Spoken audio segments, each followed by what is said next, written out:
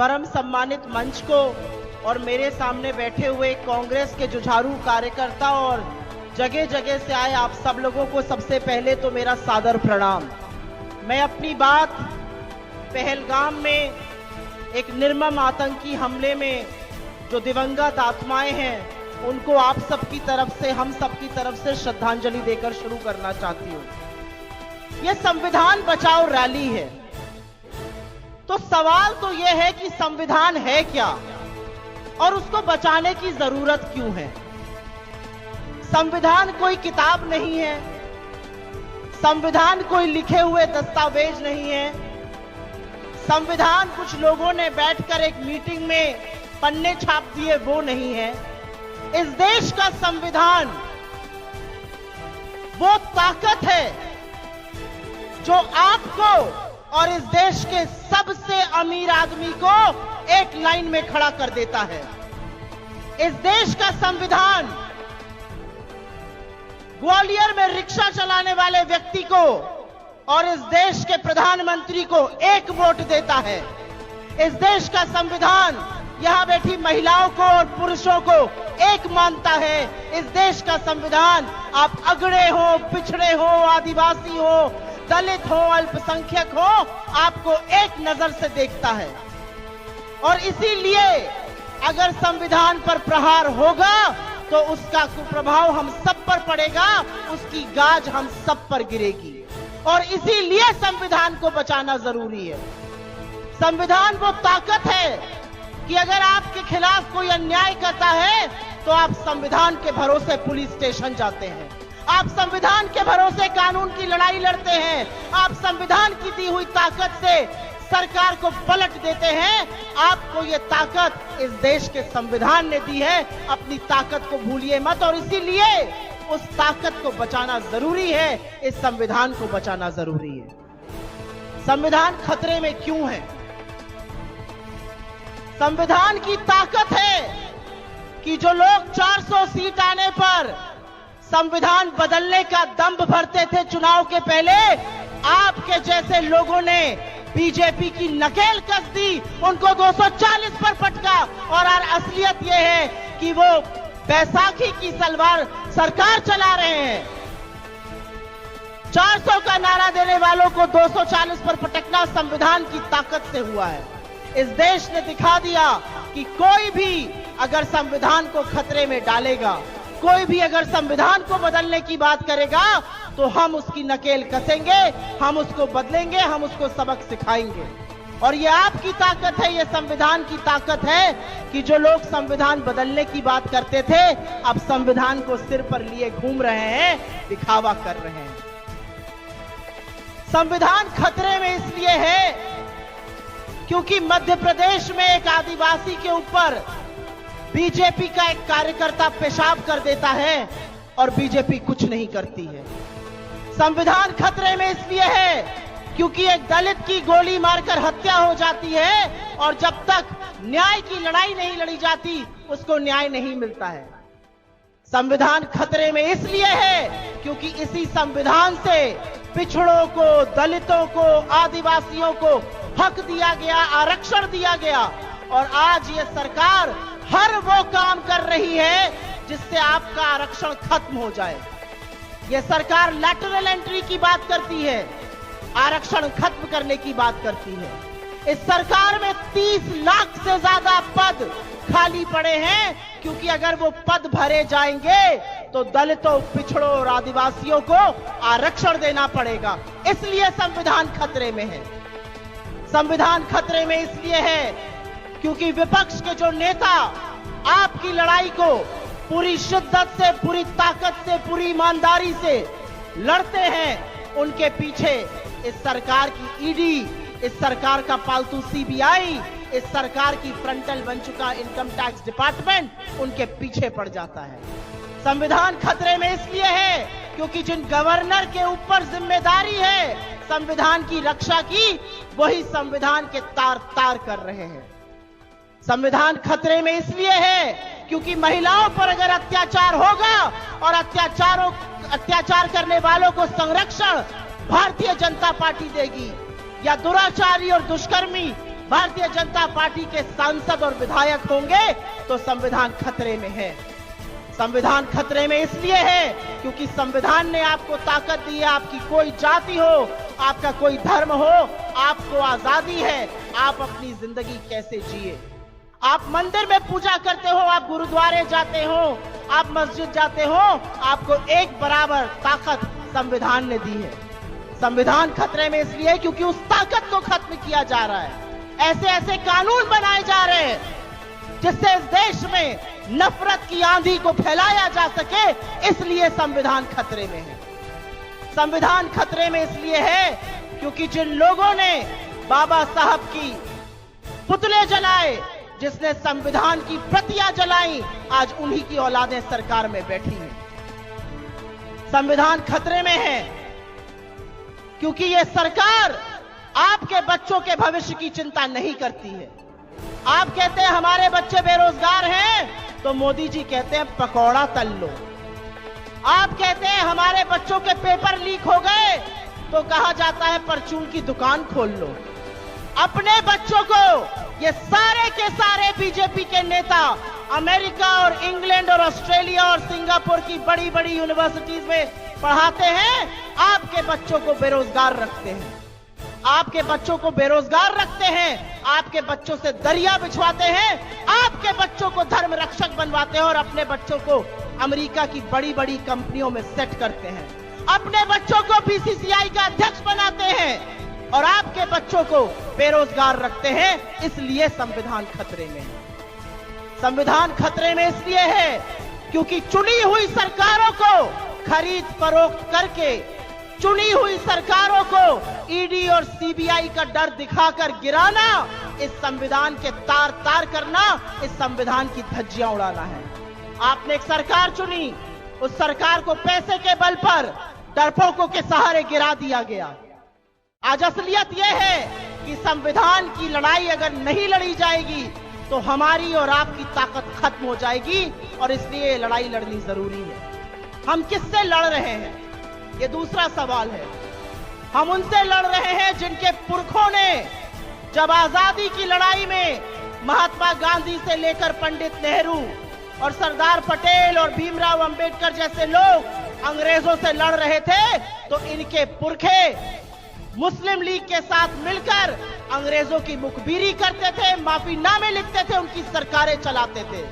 जिन्होंने आजादी के आंदोलन में अपनी छोटी उंगली का छोटा सा नाखून नहीं काटा, आज वो चर्चा करते हैं और सर्टिफिकेट देते हैं राष्ट्रवाद का। हमें बीजेपी से दो सर्टिफिकेट नहीं चाहिए। एक, हमें इनसे राष्ट्रवाद पर सर्टिफिकेट नहीं चाहिए क्योंकि हमारे पुरखों का खून इस देश की मिट्टी में शामिल है। हमें नहीं चाहिए सर्टिफिकेट क्योंकि हमारे पुरखों का खून इस तिरंगे में शामिल है। हमें नहीं चाहिए यह सर्टिफिकेट क्योंकि जब आप अंग्रेजों की गुलामी करते थे, उनके तलवे चाटते थे, तब हम शहादत दे रहे थे और हम आजादी की लड़ाई लड़ रहे थे और हमने इस देश को आजादी की लड़ाई दिलाई है। और दूसरा सर्टिफिकेट, आपको हमें हिंदू होने का नहीं देना है। आप हिंदू धर्म के स्वयंभू ठेकेदार हैं, आप हिंदू नहीं हैं। आप हिंदू नहीं हैं क्योंकि जो हिंदू है वो प्यार करता है, वो प्रेम करता है, वो सद्भावना की बात करता है। हमारा धर्म हमें प्रेम सिखाता है। हमारा धर्म शांति पाठ से, हमारे धर्म का कोई आयोजन उसके बिना खत्म नहीं होता। हम ग्रह शांति की बात करते हैं, हम नक्षत्र शांति की बात करते हैं। आप तो मंच से खड़े होकर मुजरा, आप मंच से खड़े होकर मंगलसूत्र, ऐसी घटिया बातें करते हैं। तो आप हिंदू होने का सर्टिफिकेट मत दीजिए क्योंकि हिंदू धर्म में यत्र नार्यस्तु पूजयन्ते रमन्ते तत्र देवता कहा गया है। अगर महिला की पूजा नहीं होगी, महिला का सम्मान नहीं होगा, महिला के भक्षक हमें हिंदू होने का सर्टिफिकेट ना दें। मेरे देश की और आपके देश की आत्मा महात्मा गांधी है। इस देश में महात्मा गांधी से बड़ा राम का उपासक कोई नहीं हुआ। जब गोडसे ने उनको गोली से मारा तो बापू के अंतिम शब्द हे राम थे। उनको मारने वाला आरएसएस से प्रेरित एक संघी था। इसलिए आपसे हमें धर्म पर और राष्ट्रवाद पर बिल्कुल भी सर्टिफिकेट नहीं चाहिए। और आपका इतिहास बहुत काला है। आपका इतिहास काला इसलिए है क्योंकि आजादी में आपका लेश मात्र योगदान नहीं था। आप तो अंग्रेजों के साथ मिले थे। आपका इतिहास इसलिए काला है क्योंकि जब यह संविधान बना, जब यह देश आजाद हुआ, तो 53 साल तक इस तिरंगे को आपने अपने आरएसएस के हेडक्वार्टर पर नहीं लहराया। इस तिरंगे में हमारे देश के सपूत जब शहीद होकर आते हैं तो पिता दो आंसू तो बहाता है, लेकिन उसको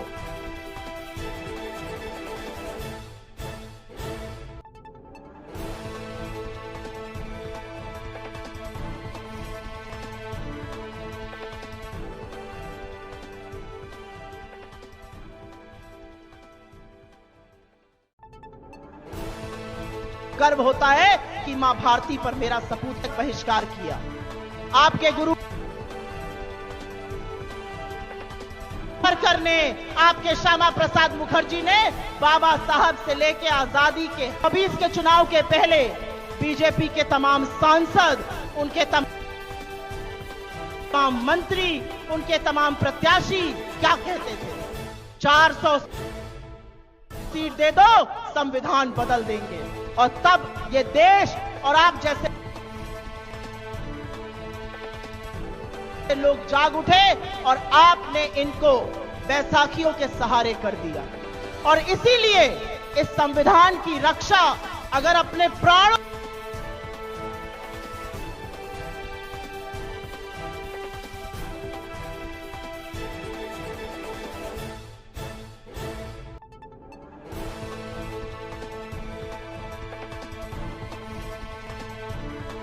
की बाजी देकर भी करनी पड़े तो कांग्रेस पार्टी करेगी। कुछ डरपोकों को, कुछ लालचियों को लालच में आपने उनको डाला है ईडी के चलते, और आपने साथ मिला लिया है।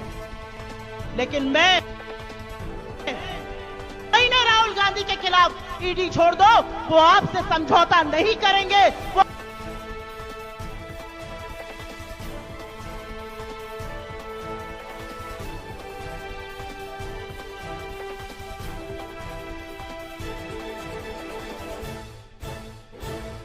आपकी आंख से लड़ाई करेंगे इस देश के बेरोजगारों के लिए, इस देश के दलितों के लिए, इस देश के पिछड़ों के लिए।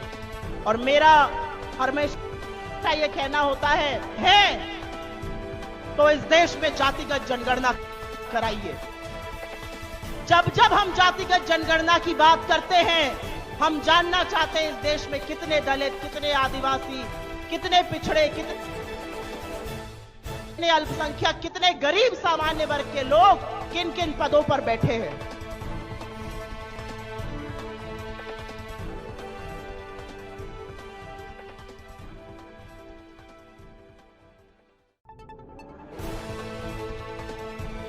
आप उससे क्यों भागते हैं? अगर आपके मन में चोर नहीं है और जातिगत जनगणना कराइए और हम आपका उसमें साथ देंगे, लेकिन आप ऐसा नहीं करिएगा क्योंकि आपकी आरएसएस ऐसा नहीं करने देगी। और इसीलिए जरूरी है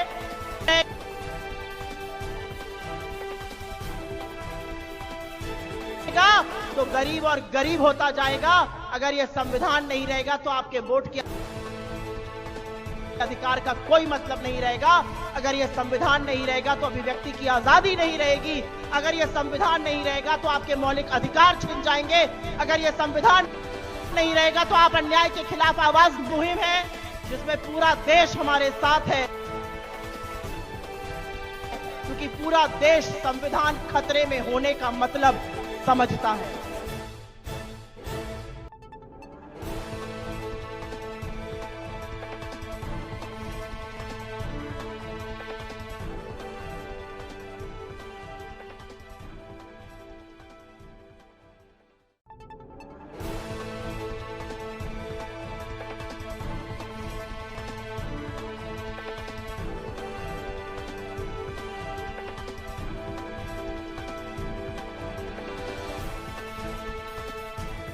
ये मुश्किल की राजनीति करना और भी मुश्किल है, याद रखिएगा। और दिनकर की ये लाइन कहकर अपनी बात समाप्त करती हूं। ये विपत्ति का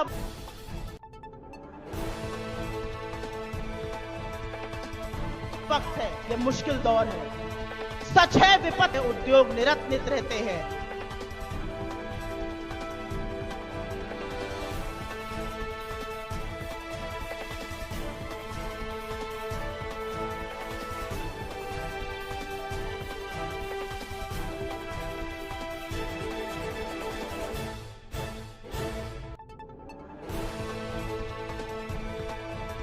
शूलों का मुख न साने को पढ़ खुद विपत्ति पर छाने को है में टिक सके वीरवर के मग में खम ठोक ठेलता है जब नर पर्वत के जाते पांव उखड़ मानव जब जोर लगाता है पत्थर पानी बन जाता है।